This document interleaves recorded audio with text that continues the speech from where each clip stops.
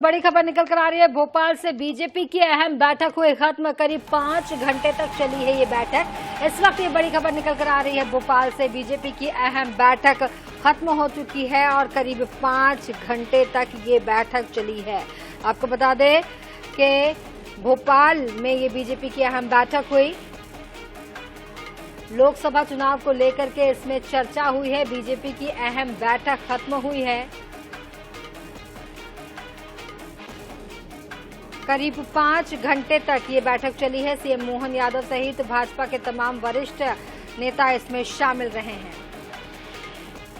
सनी मालवीय इस मामले पर ज्यादा जानकारी देने के लिए हमारे साथ जुड़ रहे हैं। सनी, बीजेपी की अहम बैठक खत्म हुई है, क्या कुछ अपडेट इस वक्त दे पाएंगे?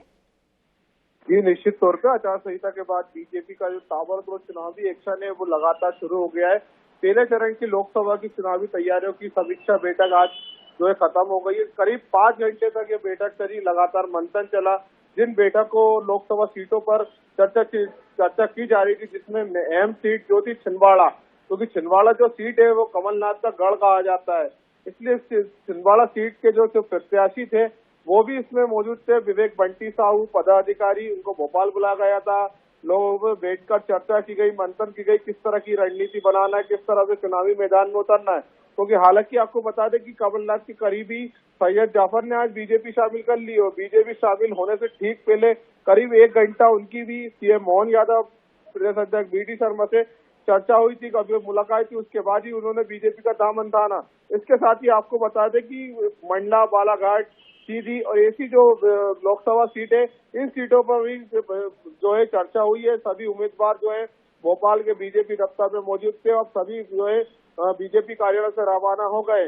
कुल मिलाकर माना है कि बीजेपी इस बार जो मिशन 29 की तैयारी में लगी है कि पूरी 29 की सीट जो है जीतना है और केंद्र को सौंपना है। ऐसे में एक अहम बैठक जो है राजधानी भोपाल के बीजेपी कार्यालय में आयोजित की गई थी और बैठक के बाद निकले जो मंडला लोकसभा सीट के जो बीजेपी प्रत्याशी है, वो केंद्रीय मंत्री भी रह चुके हैं, फग्गन सिंह कुलस्ते, उनका भी बयान सामने आया। उन्होंने कहा है कि पहले चरण में जो लोकसभा की सीट है उस पर हमारा फोकस है।